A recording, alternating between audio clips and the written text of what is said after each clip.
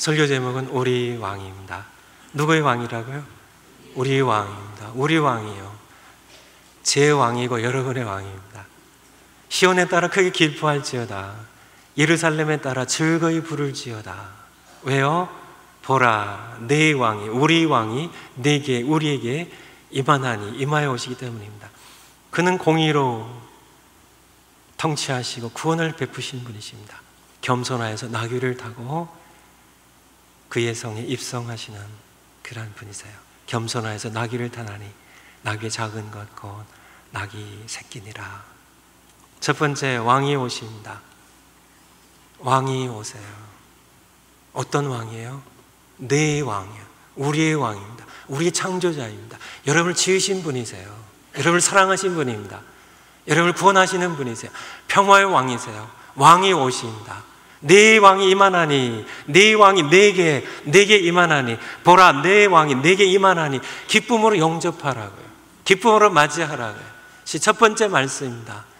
여러분의 왕이 오셨어요. 여러분의 지으신 분이십니다. 만왕의 왕이세요. 여러분의 창조자이십니다.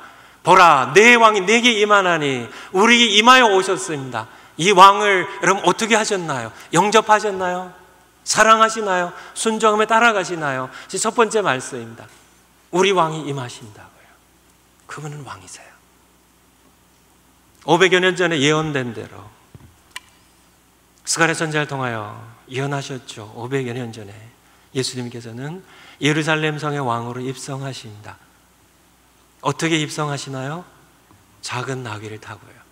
주께서 쓰시겠다는 말씀으로 제자들 통하여 새끼 나귀를 가져오게 하시고요, 그 나귀를 타고 입성하십니다. 마태복음에도요, 마가복음에도, 누가복음에도, 요한복음에도 이 말씀을 다 증거해 주고 계십니다. 두 번째, 왜 만왕의 왕 그리스도 살아계신 하나님의 아들께서는 작은 당나귀를 타고 왜 그렇게 입성하셨을까요? 조합이 잘 이루어지지 않잖아요. 왕이신데요, 수많은 군사들 거느리고요, 참 준말을 타고요, 무장을 하게 하고요, 그의 성에 입성해야 되는 거 아닌가요? 그게 조합이 맞는 거 아닌가요? 만왕의 왕과 당나귀가 이게 조합이 되나요? 잘. 왜 그렇게 하셨을까요? 요한계시록 19장 한번 보겠습니다. 요한계시록 19장, 성경 끝부분 요한계시록 19장 11절부터입니다. 419면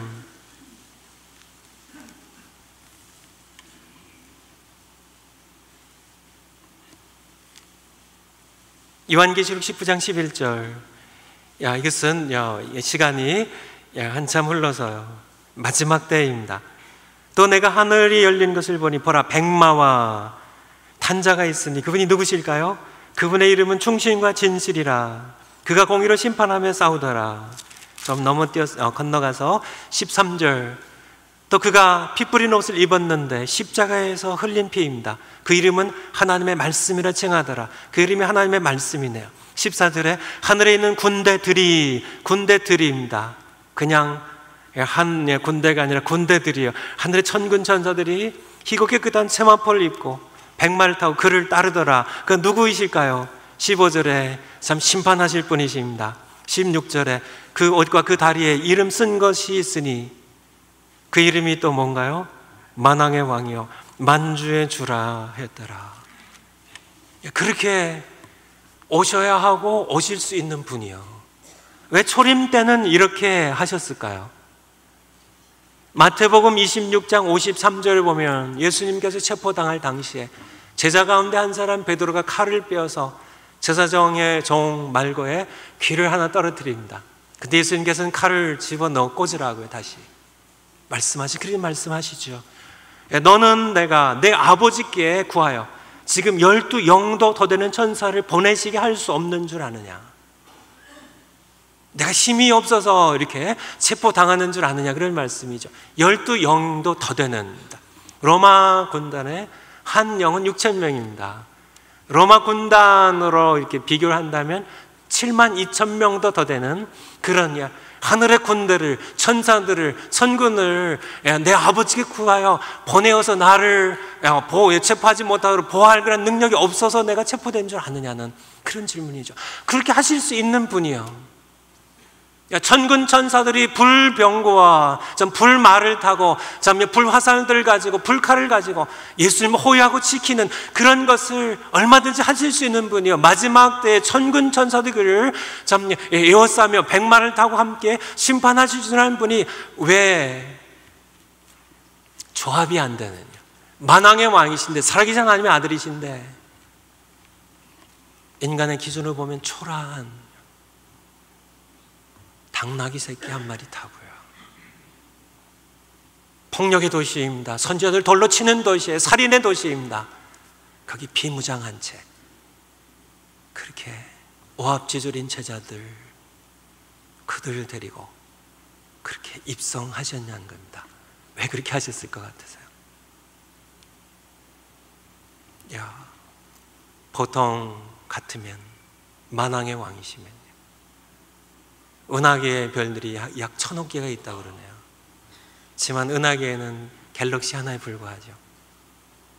아마 500억 개 이상의 1000억 개 정도의 갤럭시가 있다고 그래요. 무수한 셀 수 없는 별들이 있죠. 그 가운데 약 3천만 개만 이 폭죽처럼요 터뜨려서 하늘을 불꽃놀이 수놓으면서 그렇게 장엄한 영광 가운데 천군 천사들 수백만을 동원해가지고 작은 성, 왕의 도성 예루살렘에 입성하셨다면, 그렇게 하실 수 있는 분이 왜 겸손히 작은 당나귀 타고 입성하셨을까? 예수님께 여쭤봐야 되지만요, 성경적으로 조금 우리가 힌트를 살펴본다면 요한복음 20장입니다. 요한복음 20장 29절, 요한복음 20장 28절부터 보겠습니다. 요한복음 20장 28절부터. 예수님 부활하신 후에 제자들에게 나타나셨는데 토마는 없었어요. 토마는 얘기했습니다. 난 도저히 못 믿겠다고요. 예수님의 못자국을 손에서 만져보고 옆구리에 손을 넘어오지 않고서는 난 믿지 않겠다고 그게 단정하게 얘기했습니다. 다시 7일이 지난 다음에 예수님은 제자들에게 다시 나타나셨죠. 내 손을 내밀어 내 손바닥에 이 상처들을 보라고요. 내 옆구리에 손을 넣어보라고요.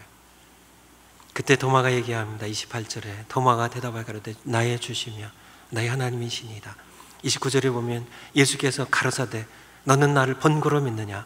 보지 못하고 믿는 자들은 복되도다 하시니라. 30절에 다른 많은 표적도 예수님 행하셨지만 31절에 오직 이것을 기록하면 너희로 예수께서 하나님의 아들 그리스도이심을 믿게 하려 하며 또 너희로 믿고 그 이름을 힘입어 생명을 얻게 하려 함이니라.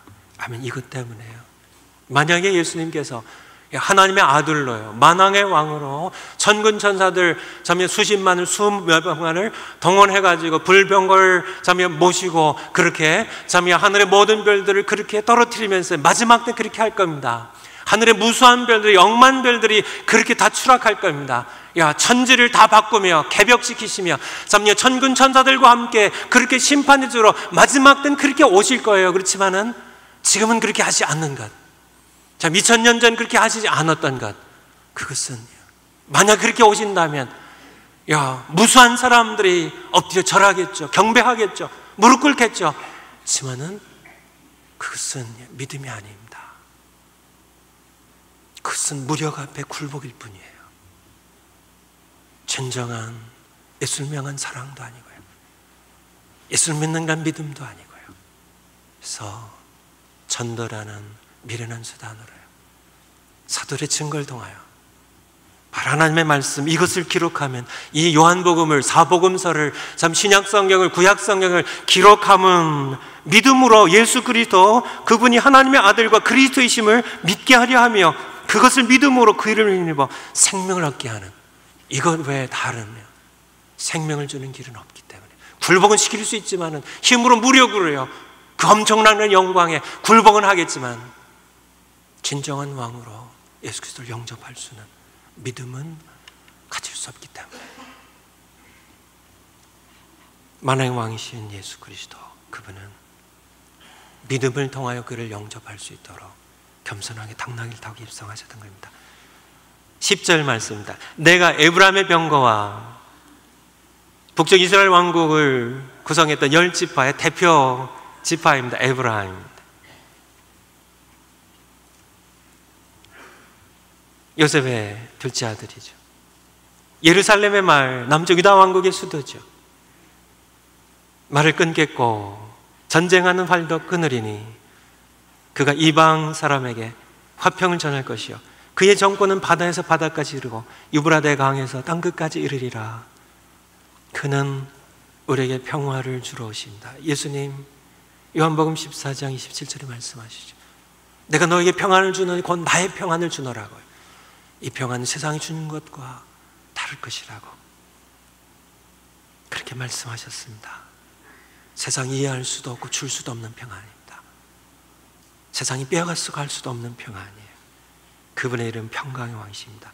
이사야서 9장 6절에 보면 평강의 왕, The Prince of Peace, 우리에게 임하여 오실 왕에 대하여 우리에게 말씀하고 계십니다. 그가 임하는 곳마다 전쟁이 그치게 되죠. 두 번째, 그의 통치는 예루살렘에서 시작합니다. 그래서 왕으로 입성하셨어요. 하지만 예루살렘에 머무는 것은 아닙니다.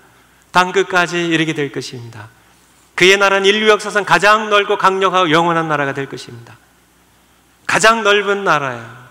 인류 역사상 지금까지 가장 광활한 영토를 지배했던 나라가 어떤 나라일까요? 역사의 기록에 의하면 징기스칸입니다. 징기스라는 말이 온 세계라는 뜻이고요. 칸은 군주예요. 온 세계 군주라는 징기스칸 태무진이죠. 그는 몽골의 소수 부족들을 통합시킨 다음에 제국으로요 유라시아 대륙을 몽골에서 시작해서요 중국까지 점령하고요, 그렇죠?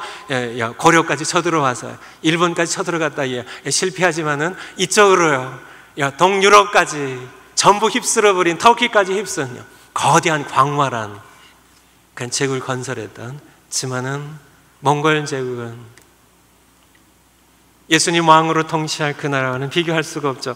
인류 역사상 가장 강력한 나라는 어떤 나라일까요? 제가 잘은 모르겠지만 제 생각에는 미국이 아닌가 싶어요. 재래식무기와 핵무기를 동원한다면 전 세계를 쑥밭으로 만들 수 있는 군사력을 지닌 그런 미국, 그렇지만은 미국의 군사력도 강력합니다. 예수님께서 왕으로 통치하시, 바다에서 바다까지 참 전 세계를 통치하시, 온 세상의 구주로요, 온 세상의 만왕의 왕으로요 통치하시 이분의 강력함과는 비교할 수가 없죠. 영원한 나라입니다. 이 세상에 영원한 나라에 있겠어요. 그렇지만 가장 긴 역사 동안 패권국으로 역사를 지속했던 나라는 어떤 나라일까요? 주전 27년에 아우구스투스입니다. 누가복음 2장 1절에 나오는 바로 그때 예수님 태어나시거든요. 아우구스투스. 그가 최초로 로마의 황제 칭의를 받게 되죠. 그래서 로마 제국을 이렇게 등극시키는, 그래서 물론 동로마 서마로 나눠지지만은 동로마 제국이 주후 1453년에 망했으니까 터키 오스만 제국이 망하니까 주전 27년부터 1453년까지 약 1500년 동안 세상에 패권을 줬던 그런 1500년, 굉장한 시간이죠. 물론 더 거슬러 올라가서 로마라는 나라, 주전 8세기 로물로스가 세운 그런 나라로 그것까지 포함시키면 아마 2000년 이상 동안 지속되었던 그런 로마 제국, 그렇지만은 또 망하고 말았죠. 하지만 하나님께서 세우시는 나라, 예수님께서 만왕영으로 통치하신 나라, 그의 정권은 바다에서 바다까지 이르고 유브라데 강에서 땅끝까지 이르리라. 전 세계를 통치의 영역으로 삼으시, 모든 인류를 다스리시 그분의 나라는 가장 넓고 강력하고 영원한 나라를 세우실 것을. 다니엘서 읽으셨죠? 다니엘서에 보면 참 사람의 손으로 하지 아니한 하나님께서 뜨이는 한 돌이 있습니다. 그래서 참 철과 진흙을요, 로마 제국입니다. 나누어질 로마, 동로마, 서로마 나누어질 로마 제국을 거기를 치는데요, 이 철과 진흙뿐만 아니라 노슬요, 헬라 제국이요, 은까지요, 금까지요, 참 페르시아 제국과 바빌론 제국까지 전부 무너뜨릴. 그리고 온 세계에, 테살리로 온 세계 가득할 그 돌이 바로 무슨 돌인가요? 다니엘서 보면 하나님께서 세우시는 나라에 비유하는 그런 말씀이죠. 제가 여러 번 읽었으니까 여러분들 기억하시고 또 나중에 읽어보시 바랍니다. 세 번째, 땅의 모든 민족이 구원의 복음을 듣고 그의 통치 아래 들어올 기회를 얻게 될 것입니다. 창세기부터 그 말씀 계속 나오지만요, 창세기 12장을 포함하여 계속 나오지만 선지서의 뒷부분으로 갈수록 점점 더 구체적으로 열방이 하나님께 돌아올 것을요, 이집트로 돌아올 것, 아수르로 돌아올 것을, 모든 열방이 섬나라들과 함께 여호와 하나님을 자신의 하나님으로 삼고 경배하며 시온에서 구원이 나옴을 경배하며 하나님 예배하기 위하여 모여들 것을, 하나님을 예배하게 될 것을, 구원의 백성의 반열에 참여하게 될 것을 곳곳에서 선지자를 통하여 하나님께서는 예언해 주고 계시고요, 예수님 말씀하신 하늘과 땅의 모든 권세를 내게 주셨으니, 하늘과 땅의 모든 권세를 내게 주셨으니 내가 만왕의 왕이란 말씀입니다. 내 아버지께서 하늘과 땅의 모든 권세를 가진 왕으로 나를 세우셨으니 그러므로 가라고요, 모든 족속 제자를 삼으라고요. 왕의 명령입니다. 네 번째, 지금은 구원을 베푸시는 평화의 왕으로 오셨지만 그는 장차 심판의 주로 다시 오실 것입니다. 지금은 겸손이에요. 작은 나귀를 타고 입성하시는 평화의 왕으로가 오셨지만 장차 심판주로 다시 오실 것입니다. 우리는 평화의 왕으로 오신 초림과 심판자로 오실 재림 사이의 기간을 우린 살고 있어요. 이미 예수님께서 겸손히 평화의 왕으로 오셨어요. 초림입니다.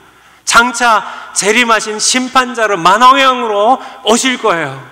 요 사이의 기간에 우리가 살아가고 있어요. 요 기간입니다. 지금 2000년 이상 지속되고 있죠. 요 기간은 뭐라고 그러나요? 우리는 은혜의 시대라고 그럽니다.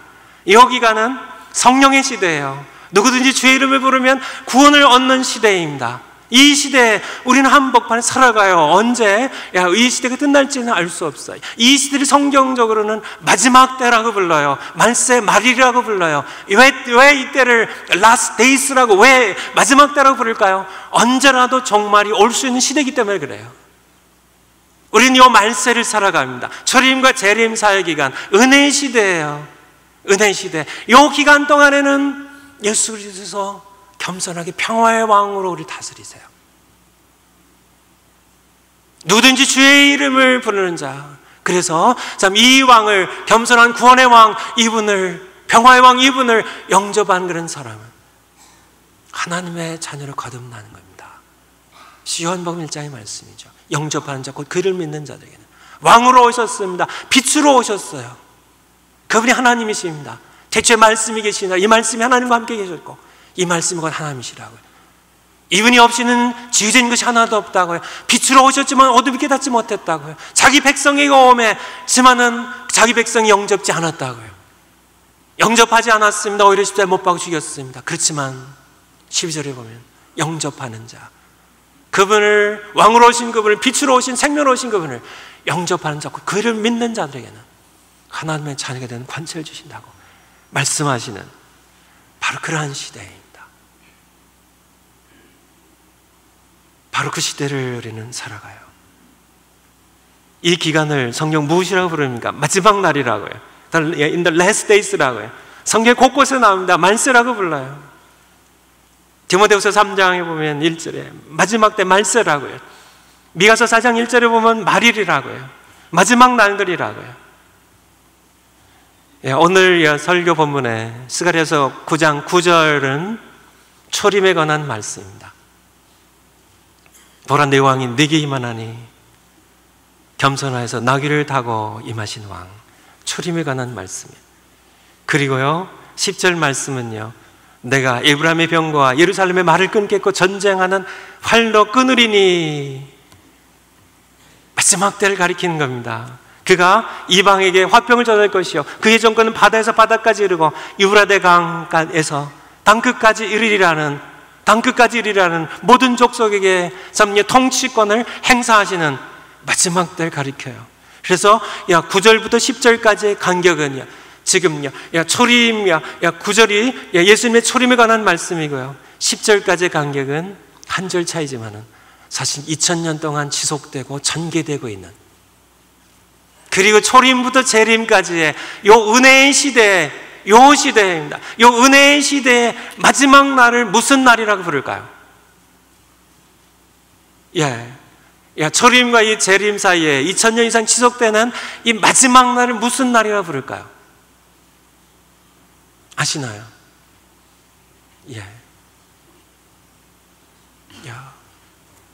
다음 주 설교 제목인데요. 이미 목회 편지에 여러분이 써드렸죠. 여호와의 크고 두려운 날입니다. 여러 말로요. 그날은 하나님의 날입니다. 여호와의 날이에요. 여호와의 날입니다. 성경에서는 여호와의 크고 두려운 날로 표현하고 계세요. 두려운 날입니다. 참 무시무시한 날이에요. 하나님을 함부로 거론하며 무시했던 그런 사람들, 몰라서 그렇죠. 하나님이 누구이신지 몰라서 그렇죠. 마지막 날에 하나님 앞에 설 때 그들이 어떻게 충격을 받고 절망 가운데 통곡하며 울며 참 그들이 절망할지 슬퍼할지 생각하면 안 됐어요. 우리는 불쌍해야 됩니다. 여호와의 크고 두려운 날, 크고 두려운 날, 마지막 날입니다. 성경 한번 찾아보죠. 요엘서 2장, 요엘서 2장. 다니엘, 호세아, 요엘, 호세아서 뒤에 있습니다. 2장 1273면입니다. 아모스서 뒤에 앞에 있고요. 요엘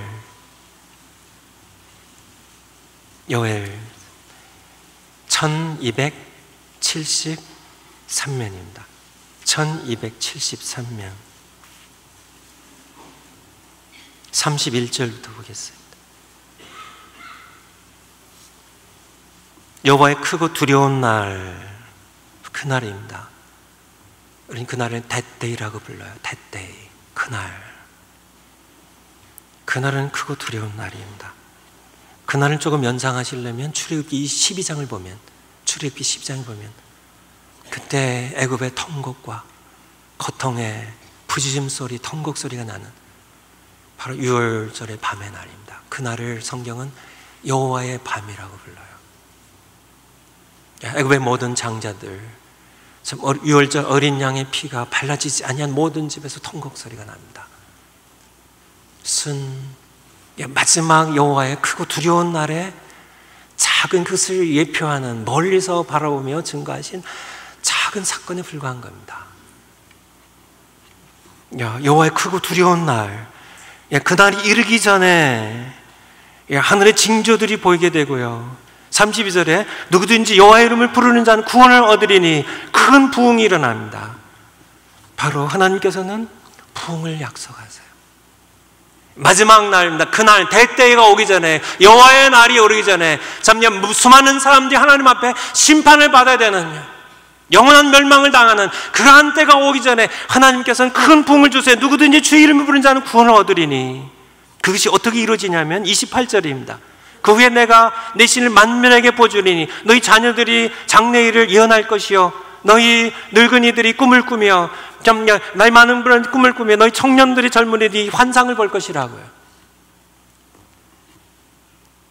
그때 내가 내 신을 남종과 여종에게 부어줄 것이며, 이 요엘서 2장에 있는 약속이 언제 성취되나요? 첫 번째 성취는 사도행전 2장입니다. 예루살렘에 120여 명의 성도들이 함께 모여서 기도할 때 약속하신 성령을 부어주시죠. 지금 거기서 끝난 건 아닙니다. 8장에 보면 사마리아 성에 빌립에 의하여 예수 그리스도를 믿기 시작하고요. 거기에 베드로와 요한을 이렇게 파송하죠. 예루살렘 교회가. 거기 성령을 부어주세요. 똑같이 예언하며 방언하며 하나님을 선포하는 그런 역사가요. 10장 끝에 보면 고넬료의 집에요. 이방인들에게 드디어 성령을 부어주십니다. 깜짝 놀라죠. 할례 받은 자들이 할례에서 깜짝 놀랍니다. 자기들에게 성령 부으셨던 것처럼 그렇게 증거하죠. 우리에게 성령 부으셨던 것처럼 이들에게 성령을 부어주시는데, 하나님께서 부어주시는데, 그래서 하나님을 높이며 방언하며 예언하는데 우리가 물로 세례줌을 누가 그 말이요 하며 물로 세례를 베풀죠. 이방인들에게요. 그리고요, 사도행전 19장에 보면 에베소 교회, 20세기 들어서자마자 하나님께서 아주사 거리에 LA에 성령 부어주십니다. 1907년도에 조금 지나서 1907년도에 바로 평양에 성령을 부어주세요. 우리가 함께 기도하기는요, 바로 그 성령을, 요엘서의 약속을 우리 자녀들이 예언하며, 연세 드신 분들이 꿈을 꾸고요, 청년들이 환상을 보는, 남종과 여종들에게 만민에게 성령을 부어주시는 모인 모든 백성들에게, 장든교회 모인 모든 남종들에게 성령 부어주시고, 또한 그 성령 부어주심을 모든 만민에게 확대시 같은 것처럼 그런 역사 페이지여기도 부어주실 수 있도록 우리가 북가주 자마대를 왜 함께 기도하는 그런 우리가 되었으면 합니다. 바로 숙제가 3가지인데요. 요엘서의 약속입니다. 베이 지역에서도요. 베이 지역에서 예루살렘에 부어주셨고요, 사마리아 땅에 부어주셨고, 고넬료 집에 부어주셨던 것처럼 참 평양 땅에도 부어주셨고, 참 영국 웨일 지방에 부어주셨고, 동티모르섬 인도네시아 부어주셨고, 참 인도 푼잡 쪽에 부어주셨고, 만주 쪽에 부어주셨던 것처럼, 아주사 거리에 부어주셨던 것처럼, 참 뉴 잉글랜드 지방에 부어주셨던 것처럼, 필라델피아 지역에 뉴저지 지역에 부어주셨던 것처럼 베이 지역에도 부어주시도록, 그 약속이 성취되도록, 마지막 때, 이 마지막 때의 하나님의 약속입니다. 이것이 있고 전 세계적인 거대한 성령 부어주심과 회개의 역사 운동과 무수한 사람들이 하나님께 돌아와서, 그래서 요한계시록 7장 9절에 보면 모든 나라, 모든 족속, 모든 백성, 모든 방언에서 아무라도 능히 셀 수 없는 무수한 사람들이 종려가지를 들고 보좌에 앉으신 하나님의 어린 양과 하나님을 찬송하는 무리의 무수한, 수를 셀 수 없는 그런 무수한 사람들이 구원받을 수 있도록 성령을 부어주신 마지막 부흥의 운동이 바로 베이 지역에서 시작될 수 있도록 우리가 함께 북가주 자마대를 와요 기도하는 것이 첫 번째 숙제입니다. 지난주일하고 동일한 숙제예요. 지난주일 2번째 숙제이기도 합니다. 숙제 잘 하셨나요? 자마 대회에 와요 기도하시고 하나님께 진실하게 부르짖으셨나요? 하셨다면 여러분들 왕 대신 예수 그리스도를 잘 모시는 순종하는 그런 착하고 충성된 종들입니다. 안 하셨으면요, 뭐 당연히 그 반대죠. 아시겠죠? 회개하시고요. 하나님께서는 그냥 이런 참 성령 집회를, 그냥 말씀 대회를 그냥 베푸시지 않습니다. 우리가 기도한 만큼, 믿고 기도한 만큼. 2번째 숙제, 요한복음 1장에 보면 아까 말씀드렸습니다. 그는 왕으로 오셨어요. 왕으로 오시고 내가 왕이라고 빌라도 앞에서 말씀하십니다. 그렇지만 내 나라는, 내 왕국은 이 세상에 속한 것이 아니라 왕으로 오신 이가 어디 계시냐. 마태복음 2장에 보면 동방 박사들이 경배하러 오죠. 천하의 왕입니다. 만왕의 왕이세요. 그를 왕으로 영접하는 겁니다. 2번째, 아직 영접하지 않으신 분들, 예수님 없으면 그것은 인생은 헛된 겁니다. 허무한 겁니다. 여러분 언젠간 세상 떠납니다. 예수님 없이 죽었어요. 그것은 참혹한 절망입니다. 갈 데가 없어요. 아무데 갈 데가 없어요. 지옥밖엔요. 여러분, 그때가 아직 오지 않았다고 큰 소리 치지 마세요. 우리 지으신 창조자 하나님 계십니다. 설계자 하나님이 계세요. 그분이 왕이세요. 그분 영접하지 않고 내 욕망대로 살면요, 여러분 어떻게 사셨나요? 참, 예수님 영접하신 분들 어떻게 살아가고 계시나요? 진짜 예수님 영접하셨나요? 그분이 왕이신가요? 예수님 영접 모임 때 참 예수 그리스도를 구주로 또한 주님으로 영접하여 하나님의 자녀로 거듭난 시간이죠. 참, 구주란 뜻은 Savior입니다. 구원자란 뜻이고요. 주님이란 뜻은 Lord란 뜻입니다. 하나님이란 뜻이고요. 하나님께만 쓰는 그런 단어니까요. 만왕의 왕이란 뜻이에요. 여러분들 예수 영접하신 그분이 여러분의 왕이신가요? 한 2달 전에 드린 숙제 기억하시나요? 그분의 통치대로 순종하며 사시냐고요. 시간 사용, 돈 사용, 혀 사용, 대표적인 3가지인데 그것을 누가 통치하시나? 여러분의 삶을 누가 왕이신가? 여러분이 왕이 되셔서 이거는 내가 이렇게 11조 드릴 테니까 남은 거는 내가 마음대로 쓰게 해주세요. 그리고 더 많이 주세요. 드렸으니까 시간 일주일에 2시간 내가 하나님께 드릴 테니까 나머지는 내가 왕이 돼서 내가 살아가겠습니다. 여러분 마음대로 여러분의 욕망대로 살아가면 무엇이 된다고요? 좋아요. 그것을 이렇게 포기하기 힘들으세요? 맞아요. 힘듭니다. 욕망은 그냥 괴물 같은 존재예요. 힘들어요. 지만은 그렇게 살아가면요 결국 욕망의 노예가 된다는 거예요. 그것은 뻔한 사실 아닌가요? 돈의 노예가 되고 돈 우상이 되는 그런 우상숭배 삶을 탐심에 매이는 그런 삶을 그렇게 꾸역꾸역 살아가기 원하시나요? 예수님께서 내 왕으로 날 통치하셔야만 비로소는 욕망을 이길 수 있고 죄를 이길 수 있고 사망을 이길 수 있는, 죄를 정복하신, 사망을 정복하신 그런 게 그분이 나의 왕이 되시고 그분은 평화의 왕이십니다. 겸손한 왕이세요. 나를 왕이 돼서 섬기를 원하시는 분입니다. 그분이 나를 통치하셔야만, 내가 그분을 왕으로 섬겨야만 나는 욕망을 이길 수 있어요. 그래서 비로소 자유를 가지고 우리는 사랑할 수가 있습니다. 비로소 의미 있는 가치 있는 삶을 살 수 있어요. 죽음조차도 나를 건드릴 수가 없습니다. 그 죽음을 정복하신 분이니까 그분이 왕이 돼서 나를 다스리셔야만 돼요.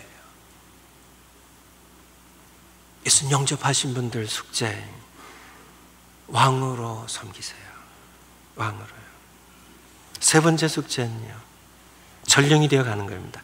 이사야서 52장 7절 다시 한번 찾아보죠. 이사야서 52장 7절. 이사야서 52장 7절. 1031면 혹은 32면입니다. 1031면 혹은 2면. 이사야서 52장 7절 같이 한번 읽겠습니다. 시작. 좋은 소식을 가져오며 평화를 공포하며 복된 좋은 소식을 가져오며 구원을 공포하며 시온을 향하여 이르기를 네 하나님이 통치하신다 하는 자의 산을 넘는 발이 어찌 그리 아름다운고. 어찌 그리 아름다운고. 네 하나님이 통치하신다. 좋은 소식이 뭐예요? 딱 한 문장입니다. 평화를 공포하며 복된 좋은 소식, 구원을 공포하며 시온을 향한 일을, 딱 한 문장이 뭐예요? 네 하나님이 통치하신다는, Your God reigns. 네 하나님, 너의 창조자, 그분이 통치하신다는 그 소식을 전하는 겁니다. 그것이 복된 소식, 그것이 구원이에요. 네 하나님 통치하신다는 그 소식을 전파하는 자의 산을 넘는 발이 어찌 그리 아름다운 곳. 이것이 바로 선교입니다. 선교. 예수님께서는 오늘날 예루살렘 성에 입성하신 예수님, 거기서 통치를 시작하셔가지고요, 오늘날도 아프리카로요, 우간다로요, 아프가니스탄의 한 마을로요, 예수님께서는 여러 민족으로, 모든 민족으로, 각 민족으로, 왜냐하면 그가 지으신 땅이고 그의 형상들 지음을 받은 그런 백성들이기 때문에요. 그의 백성이기 때문에 오늘날도 예루살렘을 시작하셔서 땅끝까지요. 그의 정권은 바다에서 바다까지, 그리고 유브라데 강에서 땅끝까지 이르러 하셨던 그런 전령들을 보내셔서요, 오늘날도 입성하기를 원하세요. 우리를 보내세요. 입성하고 계세요. 우리 한국에도요, 120년 전쯤에 그는 전령을 보내셨습니다. 우리 조선족의 하나님, 너희 하나님, 조선족의 하나님이 통치하신다는, 왕이 오신다는, 왕이 오시니까 영접하라는 그런, 그 당시 전령을 보내셨어요. 책을 하나 갖고 왔는데요, 책의 주인공은 1942년에 짐바브웨에서 태어난 그런 사람입니다. 7살 때 부모에게 버림을 받았어요. 아버지에게 먼저 버림받고 어머니에게 버림을 받습니다. 거리의 불황자로 살았어요. 거리에 쓰레기통을 곰팡이 나고 썩은 음식들 살아야 되니까요. 주워 먹고 살았습니다. 그렇게 사는 그런 아이들을 조직해가지고 검은 그림자단이라는 갱단을 조직했습니다. 그러다가 스카웃이 되죠. 그래서 국민민주당이라는 그 당시에 공산혁명을 꿈꾸는 그런 백인들의 통치와 가진 자들을 대항하는 그런 조직에 가담을 합니다. 그래서 청년동맹의 리더 가운데 한 사람이 됩니다. 그래가지고는 공공시설에 이 폭탄들을 만들어가고 투척하는, 그래서 사회 불안을 조성하는 그런 역할을 하는 그런 사람이 됐는데요. 그런데 어느 날 소식이 들어왔는데요. 자기의 영역이에요.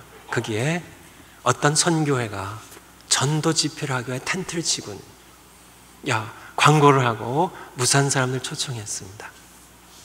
좋은 먹잇감이었죠. 그는 자신들의 자신이 이렇게 이끄는 그런 그 집단을 이렇게 동원하고, 그리고는 폭탄을 전부 이렇게 감춰가지고 준비를 해가지고는 거기 도착했습니다. 안에는 수많은 사람들이 모여 있었고요.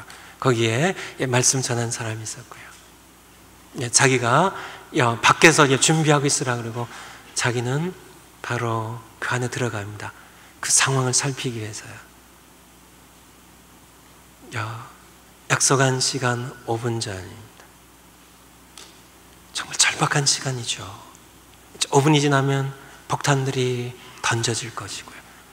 그리고는 수많은 사람들이 폭탄에 찢기고요, 피 흘리고 부상을 당하고 죽어야 되는 그러한 5분 전에 그가 예수를 만나요. 그래서 그는 스티븐 렁거라는 책이 있는데요. 책 제목 보시나요? 예수님을 업고가는 아프리카 당나귀입니다.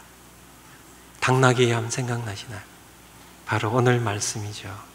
예수님이 땅에 오시기 약 500년 전에 보라 네 왕이 내게 임하나니 겸손하여서 나귀를 타고 임하는 예루살렘 성에 임했습니다. 아프리카 당나귀라고 해요. 그는 선교사가 됩니다. 자국의 선교사가 되고 지금은 말라위라는 자기 짐바브웨보다 조금 북쪽으로 있는 그런 나라의 선교 지부의 책임자로 일하고 있어요. 스티븐 렁거라는 그런 예수님을 업고가는 아프리카 당나귀.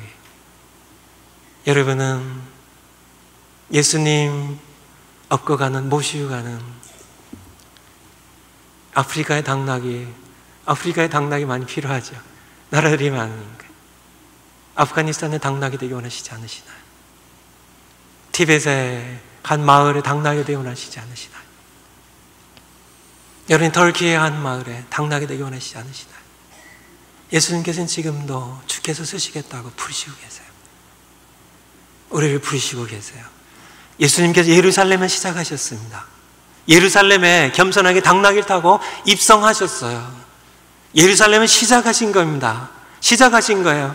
지금 120년 전에는 참 언더우드라는 아펜젤러라는 알렌이라는 그런 당나귀를 타시고 예수님께서는 조선 땅에 입성하셨습니다. 왕으로 입성하셨어요. 하나님의 백성들이 많이 생겼습니다. 지금도 예수님께서는 마을을 향하여, 전 세계를 향하여 모든 족속으로 가서 제사를 삼으라고요. 참, 내 하나님 통치하신다는 그런 기쁜 소식을, 구원의 소식을 가서 전령에 선포하라고요. 우리 당나귀를 쓰시길 원하십니다. 예수님 모시고 가는, 앞서가는 우리가 될 수 있도록요. 그것이 바로 선교입니다. 지금도 참 미전도 종족들이 3천여 종족들이 남아있다 그래요. 인도에 남아있습니다. 참 중국의 여러 변경 지역에 남아있어요. 참 전 세계에 여러 군데 흩어져 있습니다. 아직 우리 곁에는 아직도 예수 그리스도를 영접하지 아니한 친구가 있습니다. 우리 친족들이 있어요. 그런 소수 부족들이 있습니다. 그들에게 어떻게 하라고요? 예수님께서는 그들에게도 왕으로 입성하기 원하세요. 겸손하게, 지금은 겸손하게입니다. 지금 평화의 왕으로, 지금 구원자로요, 예수님께서는 그런 구원의 왕으로 입성하기 원하세요. 하지만 그것은 언젠간 끝납니다. 그것이 바로 대때예요. 그날입니다. 여호와의 크고 두려운 날이 오기 전에요. 그때는 이제는 더 이상의 구원의 다른 그런 시간 없어요. 심판의 날입니다. 그 날이 오기 전에요. 바로 초림부터 재림까지 이것은 은혜의 시대입니다. 누구든지 주 이름 부르면 구원 얻는 시대예요. 이 시대에 예수님께서 평화의 왕으로, 구원의 왕으로 임하여 오시는 시대입니다. 이 시대 바로 선교의 시대예요. 우리의 남은 생이 어떻게 쓰여질지, 바로 우리는 예수님을 얻고 가는 어떤 한 마을이에요, 어떤 한 사람이에요, 어떤 한 민족을 향하여 우리는 나가야 되는, 우리가 외칠 그러한 전령의 메시지는 딱 하나입니다. 바로 당신지를 지으신, 조선 땅에 조선 민족을 지으신 왕께서 통치하러, 이 땅을 통치하러, 당신을 통치하러, 조선 민족을 통치하러 오신다는 소식, 그것이 천국 복음입니다. 그것이 하나님 나라의 복음이에요. 10월달 첫 번째 설교가 되겠지만요, 천국 복음, 하나님 나라의 복음이요, 왕이 오셨다는 소식입니다. 정확하게 왕이 당신 민족을, 당신 나라를, 당신 통치하러 오신다는, 그것이 구원의 소식이고요, 그것이 평화의 소식입니다. 그것이 바로 우리가 전할 외침의 전부고 핵심이에요. 예수님을 영접하도록 죄를 회개하고요, 그분이 바로 우리의 죄를 지고 십자가에 피 흘려 죽으셨음을 선포하는, 그분이 왕이심을 선포하는 것. 여러분 왜 사시나요? 돈 벌기 위해 사시나요? 그냥 그럭저럭 목적이 없어서 그냥 삽니다 하신 분들은 인생 허비하고 계신 겁니다. 무슨 목적이 있으신가요? 돈 버는 거예요. 거기에 엄청 시간과 관심과 여러분의 모든 에너지를 쏟아붓고 계신가요? 헛된 삶입니다. 아시잖아요. 그것이 우리를 행복하게 하나요? 그것이 전부 넣고 갈 건데요. 천국에 엄청난 그런 보화가 있는데요. 건강 그저 유지하는 게 여러분의 인생의 목표인가요? 그래서 어떻게든지 버티다 가려고. 천국에 가신 게 영원히 주님과 함께 사는데, 진짜 이 시간이 아까운 시간입니다. 시간의 마디마디마다 너무 소중한 시간들이에요. 우리가 침묵하면 죽은 영들, 우리가 아니에요. 교회가 침묵하고 내가 침묵하면 내가 그들의 왕입니다. 그들의 왕이에요. 그들을 지으신 분입니다. 그들을 지으신 그분의 왕이 그분을 통치하기 원하세요. 그래서 그들을 죽음에서 생명으로 옮기기 원하세요. 그들을 통치하셔서 그들을 보호하기 원하세요. 그들을 영원한 생명으로 인도하기 원하세요. 어둠에서 빛으로 인도하기 원하세요. 하지만 그들은 알지 못합니다. 구역구역 그들 고집을 피우며 그들이 종교를 내세우며 만왕의 왕이신 예수 그들을 거부하고 있어요. 하지만 우리는 그들에게 최소한 그들에게 공정한 기회는 줘야 될 거 아니에요. 당신들의 왕이 살아계시다. 당신들이 지으신 창조하신 여러분의 왕이 여러분을 통치하러 오셨다고요. 나를 전령으로 보내셨고 나를 당나귀로 보내셨다고요. 이 시간 합심해서 기도하겠습니다. 오늘 숙제를 기억하시면서요, 북아주 자마대회가 요엘서 2장에 약속하신 하나님의 약속이 성취되는, 북아주 성취되는 그런 대회가 되게 해주세요. 성령을 부어주세요. 말씀을 통하여 강력한 회개운동이 일어날 수 있도록. 지구상의 가장 타락한 도시입니다. 동성애, 소돔 고모라상보다 더 지독한, 인간의 과학의 바벨탑을 쌓는, 인간의 교만이요, 49ers, 황금 러시, 골드 러시에 황금을 쫓는 도시입니다. 인간 인본주의, 번산주의예요. 그런 한복판에 교회를 세우셨고요, 우리로 기도하게 하셨습니다. 3년 전부터요, 매주 모여 기도하게 하셨어요. 20년 전부터 기도하게 하셨어요.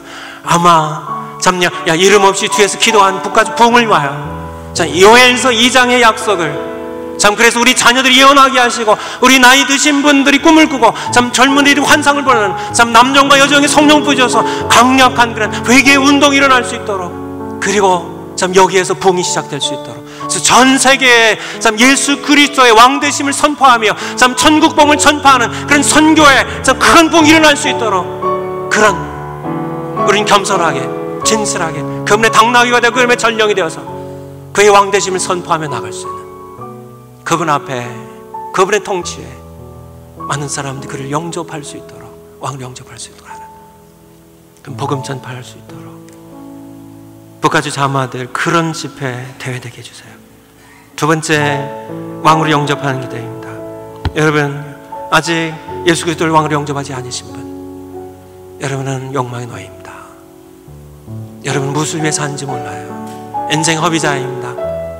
마지막 날 여러분들 통곡하며, 참냐 여러분의 죽을 때뿐만 아니라 그것은 그래도 괜찮아요. 마지막 날 심판 바로 on that day예요. 바로 그날입니다. 여호와의 크고 두려운 그날이에요. 그날에 여러분들은 무너지는 그런 통곡과 절망 가운데 여러분이 닥칠 그 처절한 그런 고통, 그날이 오기 전에 여러분 예수님 영접하셔야 돼요. 왕으로 영접하셔야 됩니다. 예수님 영접하신 분들, 예수님을 왕으로 모시지 않는 분들, 여러분 여전히 여러분이 스스로 여러분이 왕이 되셔서 여러분의 삶을 이끌어 가신 분들 회개하시기 바라요. 그분은 왕이십니다. 만왕의 왕이세요. 세 번째 숙제입니다. 전령으로 가는 겁니다. 내 하나님이 통치하신다는 이 기쁜 소식, 이 복된 평화의 소식, 구원의 소식을 전하겠습니다. 가겠습니다. 전령으로 예수님 먹고 당나귀로 가겠습니다. 이 소식을 전파하겠습니다 하는 그런 다짐입니다. 세 가지 녹화 함께 하시면서 기도하겠습니다.